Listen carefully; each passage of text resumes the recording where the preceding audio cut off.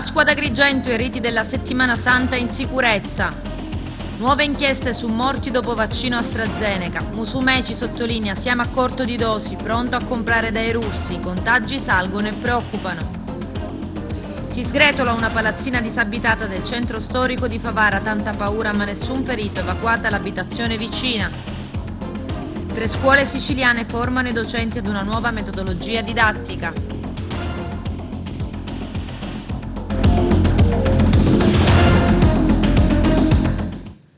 Bentrovati gentili telespettatori al nostro appuntamento con l'informazione. Pasqua ad Agrigento, i riti della Settimana Santa, ma in sicurezza, il programma nel servizio del nostro direttore Arturo Cantella.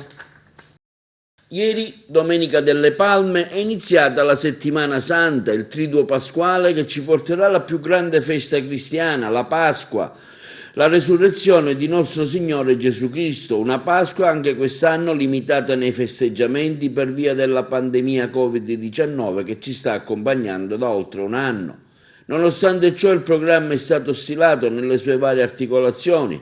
In cattedrale è tutto pronto, il protocollo di prevenzione è stato già sperimentato per le altre celebrazioni con la presenza di fedeli, il cui numero massimo è stabilito in 200 per ogni celebrazione, come ci illustra Don Giuseppe Pontillo, parroco della cattedrale di Agrigento. La Settimana Santa ad Agrigento e nella Basilica Cattedrale si adatta, si adegua a quello che è il periodo della pandemia che stiamo vivendo. La Settimana Santa certamente è valorizzata dai riti processionali, dalle processioni del Venerdì Santo e del Venerdì Notte, ma la Settimana Santa nella sua essenza è la celebrazione del mistero di Cristo morto e risorto. Pertanto la Basilica Cattedrale insieme all'Arciconfraternita di Agrigento hanno predisposto tutto nel rispetto del protocollo per la sicurezza dell'accesso alle chiese per poter fare vivere il triduo pasquale alla comunità di Agrigento che vuole partecipare in cattedrale. Il giovedì santo nel triduo alle ore 19 l'arcivescovo di Agrigento e il cardinale Francesco Montenegro presiederà la Santa Messa della Cena del Signore, la Messa in Cena Domini, e alla fine ci sarà un momento di preghiera con la reposizione di Gesù Eucaristia nell'altare della reposizione stessa. Il Venerdì Santo è il momento particolare, specialmente per la tradizione di Agrigento. Gesù non sarà per le strade delle nostre città, ma noi potremo venire in pellegrinaggio alla Basilica Cattedrale, all'altare del Redentore, per pregare. Dalle 9 alle 13 la Basilica sarà aperta con il protocollo di prevenzione, con i percorsi, con i volontari per accogliere pellegrini che vorranno venire a pregare davanti a Gesù. Nel pomeriggio invece alle ore 16 ci sarà l'azione liturgica con la venerazione della croce, lo svelamento della croce, e sarà presieduta dal nostro arcivescovo, e alle 19:30 il momento di preghiera con il coro di Santa Cecilia che ci preparerà alle 20 al saluto, al messaggio che il nostro vescovo invia alla diocesi e alla città. Abitualmente veniva fatto alle 24 davanti alla chiesa di San Domenico in piazza Municipio, quest'anno sarà alle ore 20 in cattedrale. La notte di Pasqua inizieremo la celebrazione alle ore 19, in maniera tale da poter terminare in tempo utile e poter raggiungere le nostre case in sicurezza e nel rispetto delle previsioni normative. La domenica di Pasqua, le Sante Messe, qui nel centro storico, alle 8:30 nella chiesa di Sant'Alfonso, alle 11:30 nella Basilica Cattedrale e alle 19:30 sempre alla Basilica Cattedrale. Nell'invitarvi a vivere il senso profondo di quello che è il mistero della Pasqua, il mistero della passione, della morte e della risurrezione di Gesù, vi invitiamo a vivere i riti, le celebrazioni, rispettando la prevenzione per il Covid, per vivere così bene la nostra Pasqua. E anche quest'anno sarà una vera Pasqua se vivremo davanti a Gesù, nell'attesa di poterci reincontrare come grande assemblea e vivere insieme come comunità cittadina il mistero della redenzione. Sviene durante la messa a San Cataldo, trasportata in ospedale dopo aver fatto il tampone, risulta positiva al Covid-19. La notizia ha fatto velocemente il giro del paese e ora è corsa al tampone per i fedeli che si trovavano nella chiesa del convento di San Cataldo per assistere alla celebrazione della Santa Messa in occasione della Domenica delle Palme. La donna, una 49enne, ha perso i sensi durante la celebrazione. Prima è stata soccorsa da un operatore del 118 che si trovava in chiesa e poi con l'ambulanza è stata trasportata in ospedale. Nei giorni scorsi la donna avrebbe avvertito solo lievi malesseri, ma niente che facesse sospettare della sua positività al Covid. Le condizioni della donna non sembrerebbero gravi. Vaccino AstraZeneca, aumentano i casi sospetti in Sicilia. I dettagli nel servizio. Il Policlinico di Palermo ha segnalato alla magistratura e all'AIFA il decesso di un insegnante di 46 anni, Cinzia Pennino, morta in seguito a una trombosi. Alla donna era stato somministrato 11 giorni prima il vaccino anti-Covid. La paziente è giunta al Policlinico Paolo Giaccone di Palermo il 24 marzo in condizioni molto critiche, con trombosi profonda estesa e una storia amnestica nella quale è presente anche una somministrazione vaccinale, dice il nosocomio in una nota. Nonostante i trattamenti avanzati e le cure prestate dai sanitari, è deceduta. Del decesso è stata informata la Procura di Palermo. Accertamenti sono in corso per capire se la donna soffrisse di particolari patologie non dichiarate o non conosciute dalla stessa paziente. E la morte di Cinzia Pennino non è l'unico caso sospetto in Sicilia. A Messina preoccupano le condizioni di una docente di musica di 55 anni in una scuola media in coma profondo a causa di una trombosi. La donna, che è attualmente ricoverata e monitorata nella rianimazione neurologica del Policlinico, aveva ricevuto la prima dose l'11 marzo e subito aveva accusato febbre alta e un forte mal di testa. La TAC, dopo il ricovero d'urgenza, ha evidenziato una trombosi e un'embolia polmonare. I familiari hanno preparato un esposto in procura che depositeranno nelle prossime ore, nel quale tengono a sottolineare che la donna non soffriva di patologie e che le sue condizioni di salute erano ottimali. Un'altra segnalazione è scattata per una donna di 70 anni attualmente ricoverata in gravissime condizioni nel reparto di rianimazione dell'ospedale San Giovanni di Dio di Agrigento. La donna era stata sottoposta qualche giorno prima alla vaccinazione con AstraZeneca. Ma i casi sospetti in Sicilia non finiscono qui. A Gela sono state sequestrate le cartelle cliniche di Zelia Guzzo, docente di 37 anni, di cui è stata dichiarata la morte cerebrale per trombosi ed emorragia al cervello, che si era sottoposta a vaccinazione con AstraZeneca. E poi ci sono le inchieste di Catania e Messina. A Catania l'inchiesta riguarda Stefano Paternò, il sottufficiale di 43 anni deceduto nella sua abitazione di Mister Bianco 16 ore dopo aver ricevuto la prima dose del vaccino, mentre la procura di Messina vuole capire di più sulla morte per trombosi di Davide Villa, il poliziotto deceduto il 7 marzo, 12 giorni dopo essersi vaccinato anche lui con AstraZeneca. Vaccini, Musumeci afferma, tra poco non avremo più fiale, pronti ad acquistare lo Sputnik dai russi. A dirlo il presidente della regione siciliana subito dopo la visita del generale Figliuolo, incaricato di gestire l'emergenza Covid-19 in Italia. Sabato scorso Figliuolo ha promesso l'arrivo di 3 milioni di dosi entro il 3 aprile. Musumeci sottolinea: ho detto al generale che la Sicilia diventerà una macchina da guerra, ma adesso ci servono le cartucce. Vediamo.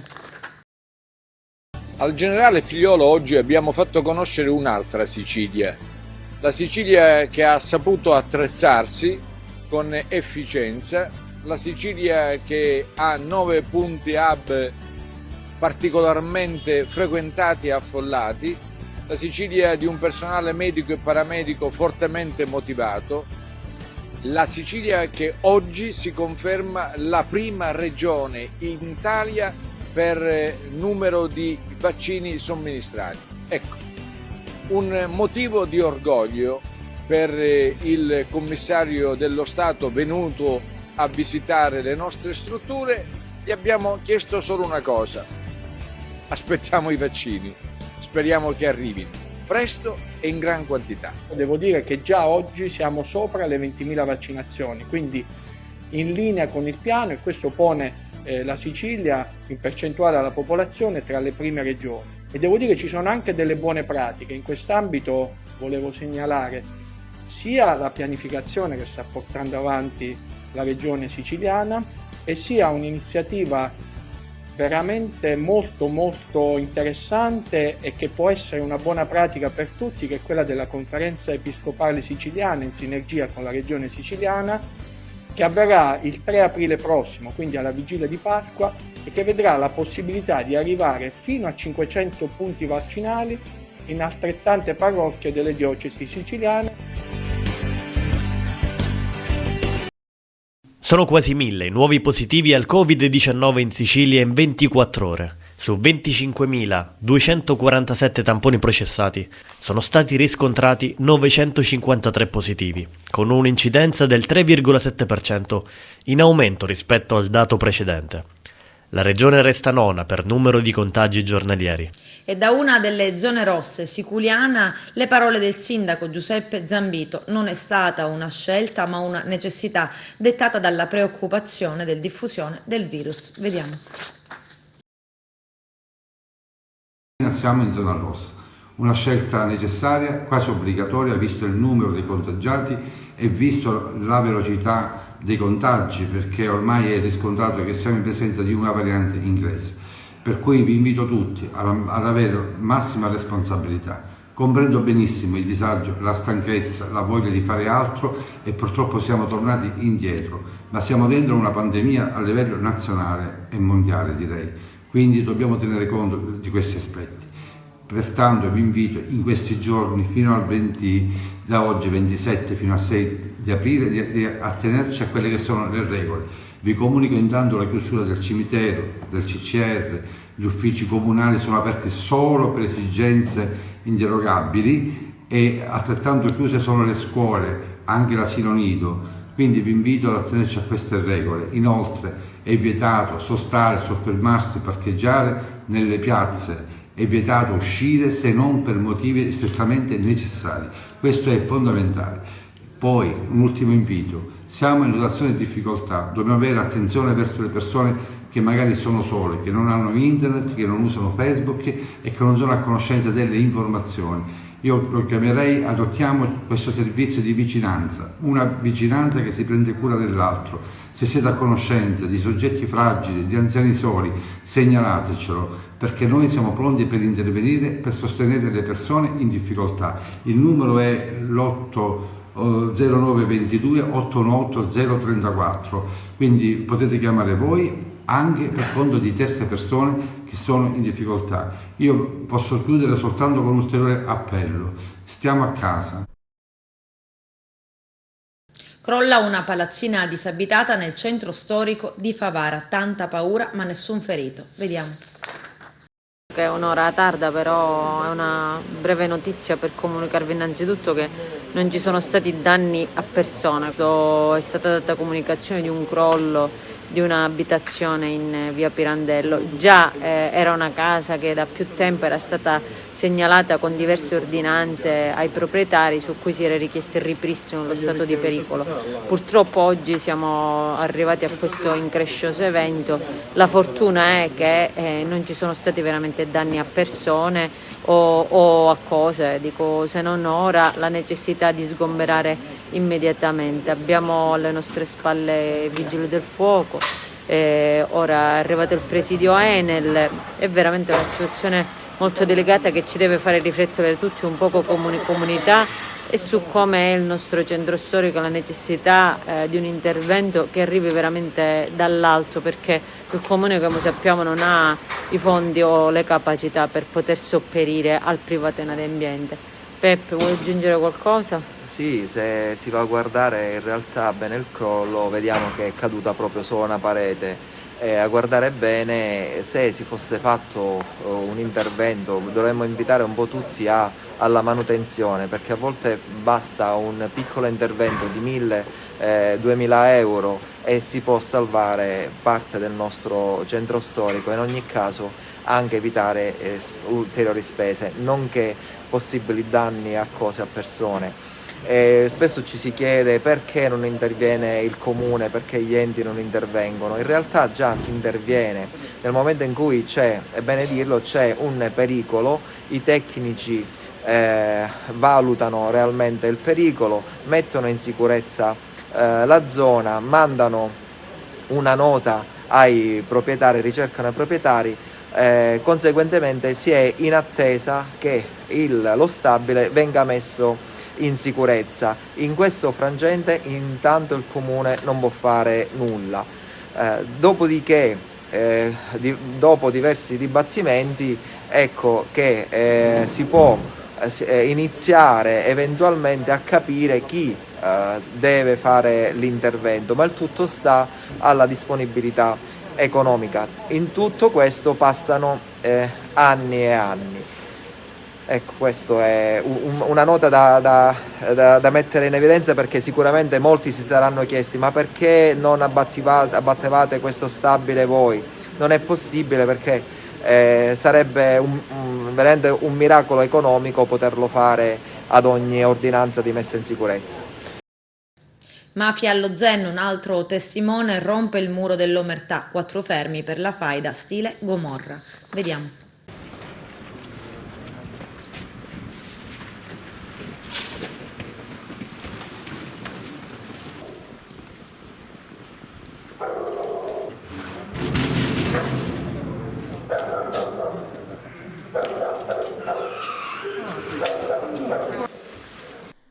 Alle prime luci dell'alba, la squadra mobile della questura di Palermo ha eseguito un provvedimento di fermo di indiziato di delitto aggravato dal metodo mafioso emesso dalla direzione distrettuale antimafia a carico di 4 malviventi. L'accusa per loro è di aver fatto parte del comando che martedì scorso, 23 marzo, allo Zen, in Filippo Patti, ha fatto fuoco contro Giuseppe Colombo ed i figli Antonino e Fabrizio, lasciando sul selciato una decina di colpi tra proiettili inesplosi e bossoli. Gli arrestati sono ritenuti complici dei fratelli Letterio e Pietro Maranzano. Già tratti in arresto la notte successiva al delitto, sottoposti anche loro a fermo di indiziato di delitto, appena una settimana fa nel corso delle prime ore del pomeriggio sulla linea di emergenza 112 sono pervenute diverse segnalazioni di colpi di pistola allo Zen.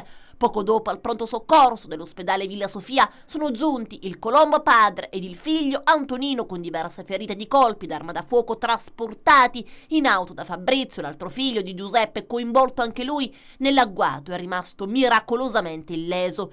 Sul posto è accorsa la squadra mobile diretta da Rodolfo Ruperti. Gli agenti hanno immediatamente repertato quello che restava dell'assalto armato che si era appena consumato, mentre in ospedale altri poliziotti cercavano di capire informazioni sull'accaduto. Le prime investigazioni a poche ore dal delitto, coordinate nell'immediato dal procuratore della Repubblica Francesco Lovoi e dal procuratore aggiunto Salvatore De Luca, hanno trovato spunti decisivi per l'individuazione di alcuni dei responsabili del ferimento dei congiunti Colombo, raccogliendo un quadro indiziario sul conto di Maranzano, Letterio e del fratello Pietro, individuati come artefici del tentato omicidio di Giuseppe Colombo e del figlio Antonino.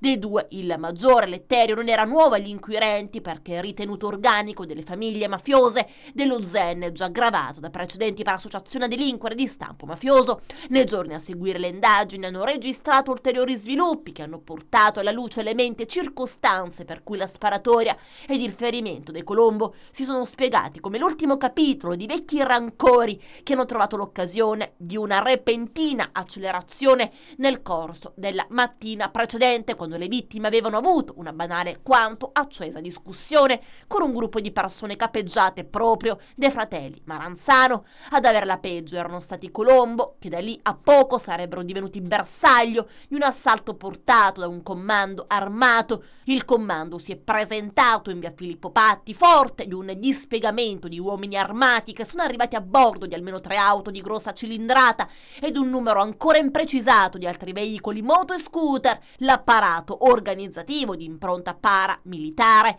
che Maranzano e i loro complici avevano messo in piedi aveva tutti i contorni di una vera e propria ostentazione di potere criminale da esibire alle vittime prese di mira e magari a tutto il quartiere in cui la spedizione punitiva andava in scena.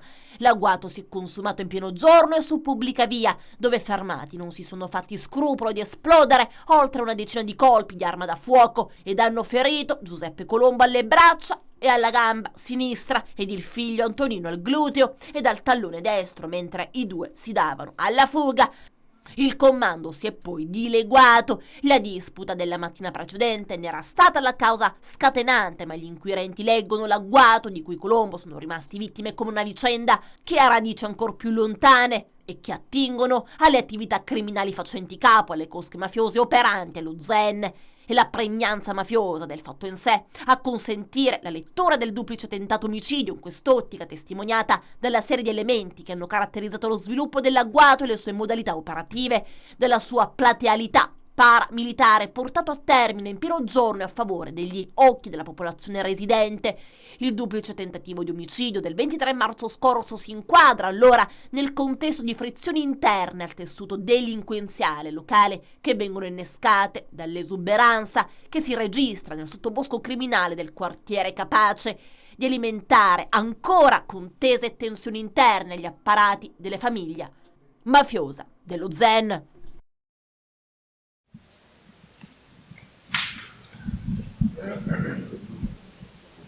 Un vero e proprio agguato mafioso.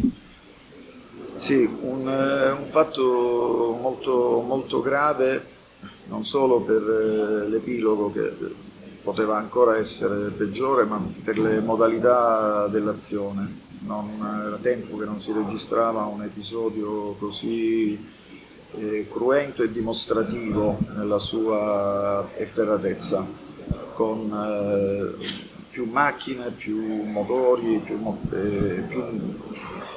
persone coinvolte e più persone armate in un atto assolutamente dimostrativo. Proprio per questo motivo le indagini sono state coordinate fin dal primo minuto dalla direzione distrettuale antimafia di Palermo, che ha emesso questi 4 provvedimenti di fermo che stanotte, dopo aver cinturato tutto lo Zen, abbiamo eseguito. Dottor Ruffetti, colpisce appunto il carattere quasi dimostrativo di questo, che è stato un triplice tentativo di omicidio. Lei ci diceva proprio deve essere un segnale di forza anche nei confronti del quartiere, degli abitanti del quartiere. Ma quello è un segnale dimostrativo di forza nel quartiere, mandando avanti una presenza di uomini elevata, e soprattutto non soltanto nei confronti delle vittime che erano i Colombo, ma anche nei confronti dello stesso quartiere, che altrimenti non si realizza in questi termini un agguato, e anche per quelle che possono essere considerate le loro parti avverse, che sono le forze dell'ordine, perché questa azione dimostrativa e di forza dovrebbe incutere tutto quel timore necessario nelle vittime, che poi non si sarebbero dovute, come è avvenuto, rivolgere alle forze dell'ordine per denunziare i responsabili dell'agguato nei loro confronti. Grazie. Una tragedia sconvolge Geraci Siculo, una bimba di 10 anni muore per una leucemia fulminante. C'è il servizio. La notizia dell'improvvisa morte di Marta Minutilla, di soli 10 anni, ha portato tanto sconforto nella comunità di Geraci Siculo e anche in tutto il territorio delle Madonie. Una bambina semplice e molto attiva nella comunità parrocchiale, come afferma Don Santino Scileppi, il parroco di Geraci, che la ricorda come una bambina bellissima e bravissima, intelligente e perspicace, solare e sensibile. Attualmente frequentava la prima media nel locale istituto comprensivo 21 marzo. Faceva parte dell'ACR, Azione Cattolica Ragazzi, partecipando assiduamente agli incontri proposti dagli educatori. Inoltre faceva parte del gruppo dei ministranti, offrendo il suo servizio liturgico, insieme ai suoi compagnetti, durante la messa domenicale. Nel pomeriggio di sabato Marta ha avuto un malore ed è stata prontamente visitata dal medico di famiglia e dai sanitari del 118, che hanno disposto che la piccola fosse trasferita all'ospedale dei bambini di Palermo in elicottero. Da lì la situazione si è complicata con il tragico epilogo della diagnosi di una leucemia fulminante. I funerali si svolgeranno oggi alle 15:30 nella chiesa madre di Geraci Siculo. Il sindaco Luigi Iuppa, per la giornata di oggi, ha disposto il lutto cittadino. Privati, organizzazioni culturali e produttive, titolari di attività private di ogni genere possono manifestare il proprio cordoglio nelle forme ritenute opportune. Dolore, rabbia e cordoglio da parte di tutti, grande solidarietà sui social, in particolar modo per la famiglia, toccanti le parole di Don Santino Scileppi e le sue preghiere affinché possano trovare conforto i genitori, la sorella, i familiari, gli amici e i compagni di scuola della piccola Marta. Mapping Lab, 3 scuole siciliane formano i docenti ad una nuova metodologia didattica. I dettagli nel servizio. Diverse scuole d'Italia, le più innovative, proiettate alle nuove metodologie d'apprendimento, hanno formato una rete nazionale che ha l'obiettivo di formare docenti su una nuova metodologia didattica, MAB, Mapping Lab, mappatura percettiva. A guidare questo progetto avveniristico le 2 scuole polo, la Costaggini di Rieti e il Pascalla di Pomezia, capitanati rispettivamente dalle dirigenti Alessandra Onofri e Laura Virli. Nasce da una sfida che abbiamo voluto raccogliere e sperimentare per tentare di costruire questa comunità di docenti che nelle proprie scuole potessero sperimentare il percorso nel quale noi stavamo credendo molto. Abbiamo visto i nostri studenti crescere attraverso l'esperienza della mappatura e quindi abbiamo voluto sperimentare attraverso scuole che negli anni avevano dato il meglio di sé. Tutto parte da un'esperienza comune a Lisbona, sotto la guida dell'ideatore della metodologia MAB, Lorenzo Micheli. È lì che ha avuto origine il percorso di formazione dei primi 38 docenti sulla mappatura percettiva che ha lo scopo di avvicinare gli studenti al territorio in cui vivono. Accade così che una passeggiata diventi un viaggio emozionale e sensazionale.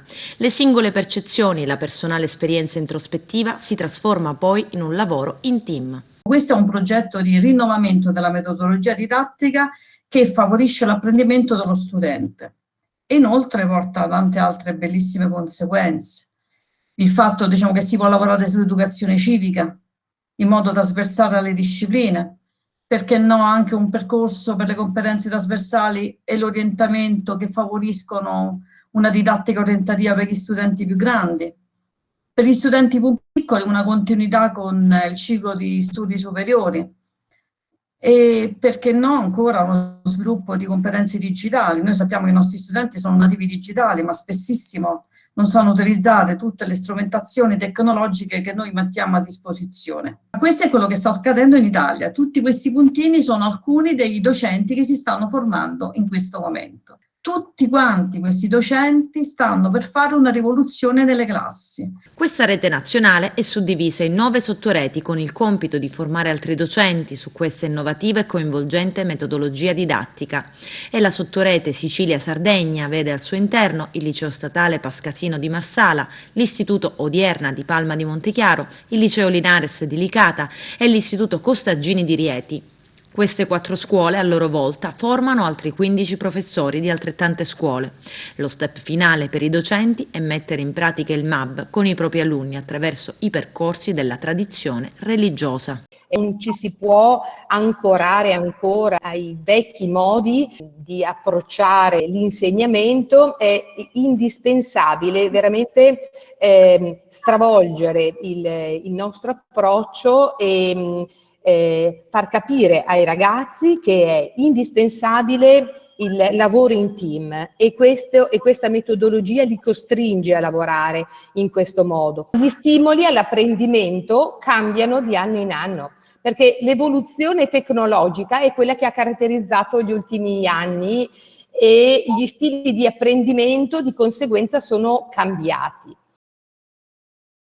Ad Agrigento un uomo di circa 40 anni litiga con il vicino di casa, tenta di accoltellarlo ma lui riesce a schivare i fendenti, a rifugiarsi in casa e a telefonare alla polizia. Nel frattempo l'aggressore si barrica dentro casa sua, si accorge dei poliziotti, apre la bombola del gas e minaccia l'esplosione del palazzo. I poliziotti della sezione volanti sgomberano tutti gli abitanti dello stesso palazzo, poi irrompono dentro la casa del quarantenne che, alquanto agitato, è stato trasportato in ospedale dove i medici lo sottopongono a trattamento sanitario obbligatorio. I reati da lui commessi, per i quali però occorre la querela di parte per procedere, sono al vaglio della magistratura. I carabinieri hanno arrestato 5 immigrati del Gambia tra i 20 e i 30 anni. Hanno occupato abusivamente un'abitazione a Licata di una donna del luogo ma residente a Milano e si sono allacciati altrettanto abusivamente alla rete elettrica pubblica. Risponderanno dei reati di invasione di edifici e furto aggravato di energia elettrica. Gli arresti sono stati convalidati dal Tribunale di Agrigento, che ha poi restituito la libertà ai 5 africani, peraltro tutti con il permesso di soggiorno scaduto. Adesso la pubblicità, tra poco vi aspetto. Stasera in prima serata su Rai 1 l'ultima puntata della serie Macari, girata in Sicilia, una vetrina importante che riscuote l'orgoglio del sindaco di San Vito Lo Capo. Vediamo.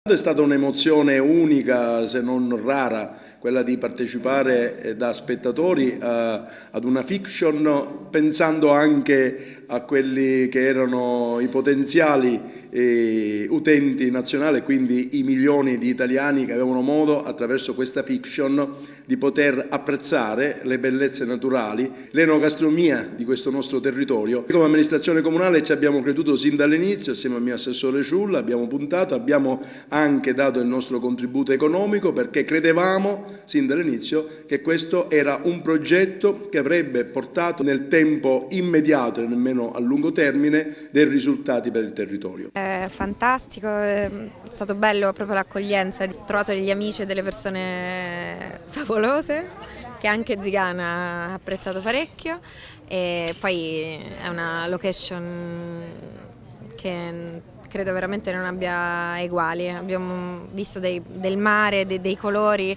dei tramonti e delle albe che sono uno spettacolo. E svegliarsi la mattina qui vicino al mare, avere la possibilità di vedere questo spettacolo che è la natura, avere il mare dappertutto, quindi trovarselo sia davanti che a destra che a sinistra è una poesia che credo meriti tanto, e spero infatti che passi presto tutto questo blocco, perché merita di essere visitata, merita turismo, merita visite, insomma merita di essere vista. E io da siciliana, sono di Catania, sono persa per tanto tempo un tesoro immenso. Ieri la Domenica delle Palme ad Aragona. Vediamo. Con la Domenica delle Palme è iniziata ufficialmente la Settimana Santa aragonese. Al termine della Santa Messa celebrata dall'arciprete Don Angelo Chillura presso la Chiesa Madre, è stato benedetto il nuovo stendardo della Confraternita del Santissimo Crocifisso di Aragona, le cui origini risalgono al 1721. Ascoltiamo la spiegazione del professore teologo Alfonso Cacciatore. Rispetto al primo stendardo reca due date, 1721 e 1987. La prima vuole celebrare i 3 secoli della fondazione della congregazione dei servi di Nostro Signore Crocifisso, avvenuta in Aragona il 21 settembre 1721. La compagnia dei servi, così leggiamo nelle carte, che popolano con amore Valentina Cipolla, Damiano Graziano, Giuseppe Alessi e Carmelo Sciortino, insieme alla confraternita della Madonna del Carmine del 1622 del Crocifisso, è quella che ha dato di fatto forma alla Settimana Santa aragonese. A queste venerabili confraternite la nostra confraternita si è rifatta nel 1987, il 15 aprile del 1987, e si ispira. Lo stendardo è stato offerto dalla signora Maria Rizzo, la mia prozia ultranovantenne, che è residente da qualche anno a Torino, a ricordo del marito Gerlando Buscemi, figlio di Ninfa Strio, mia bisnonna, vedova signorina Lamento, Maria ricorda mia nonna con il campanello quando chiamava tutti i vicini per celebrare il rosario tecnico di Calvario. Mia nonna fino alla morte nel 1969 è stata la custode del Calvario e ha passato il compito, nonostante le vicissitudini migratorie che hanno interessato la mia famiglia,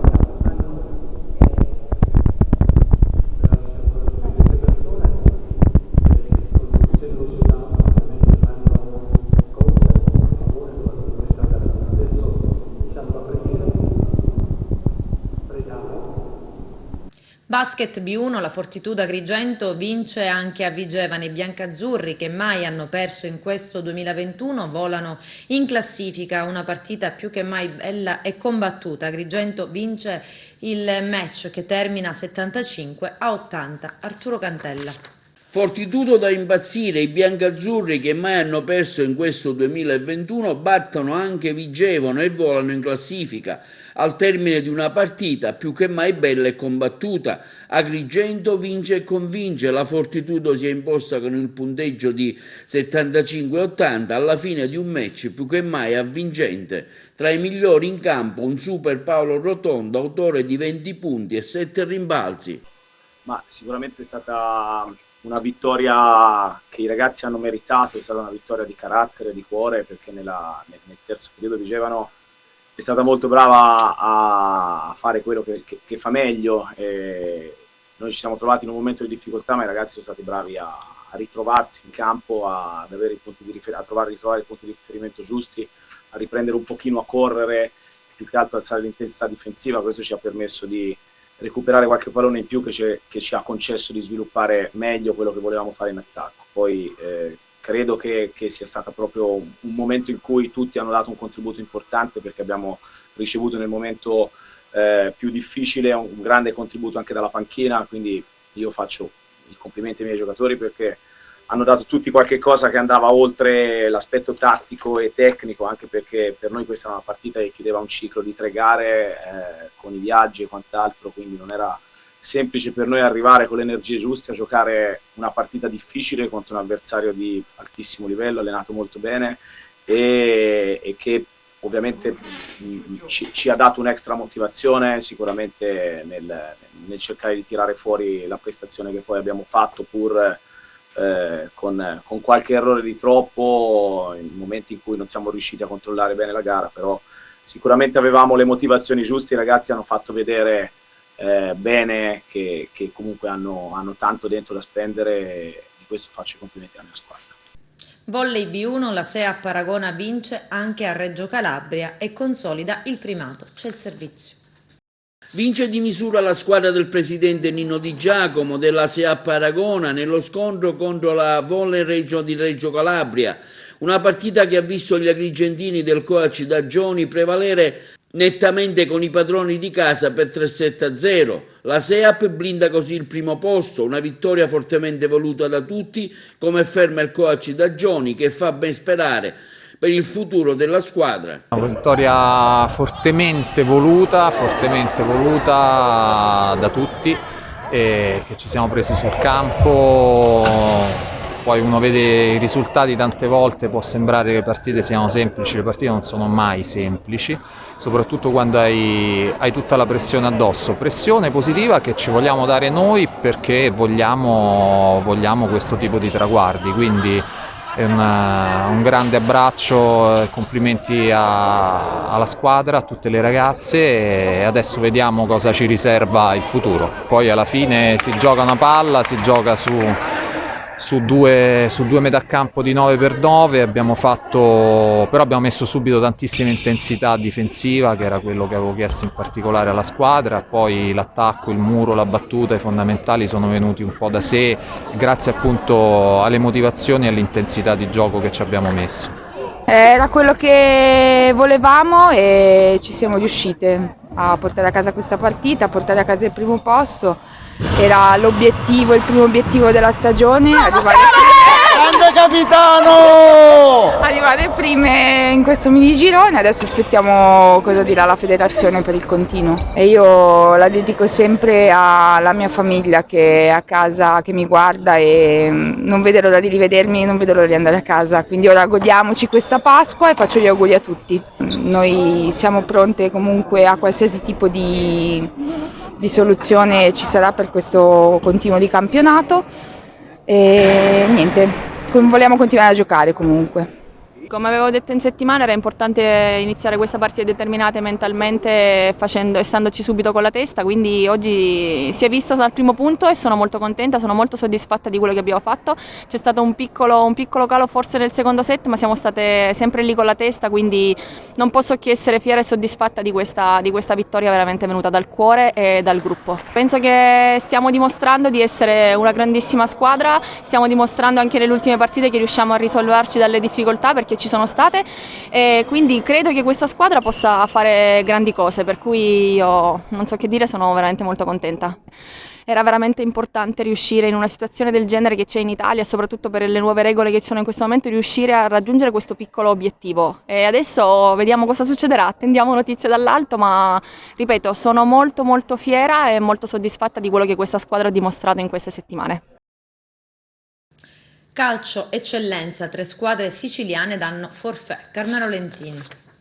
Da una settimana l'Acregas si sta allenando con impegno agli ordini di Francesco Di Gaetano per raggiungere prima possibile la forma ideale per affrontare il rush finale di campionato. Si giocheranno infatti solamente le gare di andata e poi ci saranno i playoff.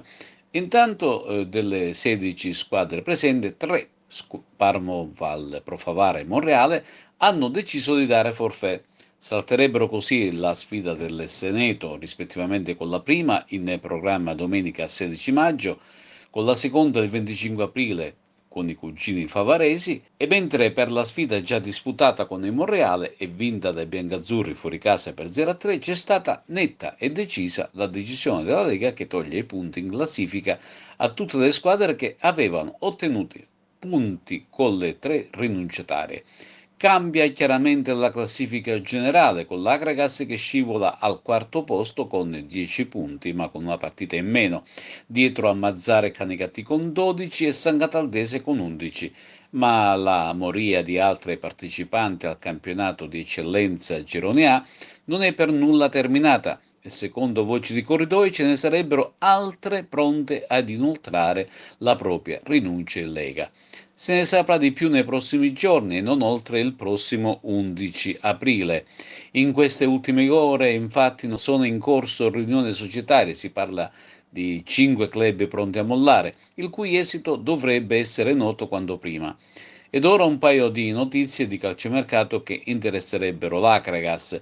Sul fronte calciomercato possibile arrivo in biancazzurro di Giovanni Fricano, classe 93, un centrocampista che può ricoprire diversi ruoli e in passato ha giocato contro Ines e Siracusa. Poi ci sarebbe anche l'argentino Orazio Fernando Spinelli, un ritorno, un mediano di spinta, classe 82, quindi quasi quarantenne, di gran temperamento ma soprattutto di grande caratura tecnica. In Italia vanta esperienze con Andria, Cosenza, Taranto, Cavese, Trapani e Siracusa, oltre una toccata e fuga in Malesia. Intanto la Lega ha ufficializzato le possibili date di recupero della partita non disputata per Covid CUS Palermo-Acregas. La sfida è stata programmata per mercoledì 7 aprile o al massimo martedì 13, sempre dello stesso mese, in base agli accordi tra le società e la Lega stessa. Sempre per quanto riguarda i tamponi, c'è la facoltà di fare la convenzione con la Federlab come avviene in Serie D, possibilità di effettuare tamponi gratuiti in tutti i drive-in siciliani. Infine per i vaccini è stata data notizia di una iniziativa CONI al fine di prevedere la possibilità, presso gli stessi drive-in della vaccinazione, di tutti gli atleti che parteciperanno alle attività in ripresa e della quale, non appena sottoscritta, verrà data immediata comunicazione. Un'ultima notizia riguardano le dimissioni di Fabio Miraglia da DS dell'Unitas Sciacca. La decisione è stata presa a causa di divergenze sulle scelte da adottare e portare avanti nei prossimi mesi. Il nodo sarebbe rappresentato dalla ripresa del campionato d'eccellenza. Una volta che la Lega Nazionale Dilettanti ha votato per la ripartenza del torneo, Miraglia, su indicazione della società, avrebbe riorganizzato la rosa e la squadra nel giro di pochi giorni. Ad oggi però gli allenamenti non sono mai ricominciati. creando malumore all'interno dei giocatori e dello staff tecnico, posto che tra l'altro il mercato è tuttora aperto. In poche parole, tanto Miraglia, che si è dimesso, quanto i giocatori vorrebbero capire se è intenzione del sodalizio saccense riprendere effettivamente o meno il torneo. Una problematica che comunque stanno vivendo tantissime società, anche nel dubbio se partecipare o meno alla ripresa. Le squadre sicure di ricominciare sono quelle che intendono puntare al salto di categoria in Serie D. Tutte le altre si ritrovano di fatto demotivate anche per via del blocco delle retrocessioni. Serie D, 22esima giornata, vediamo una sintesi dei gol del girone I. Arturo Cantella.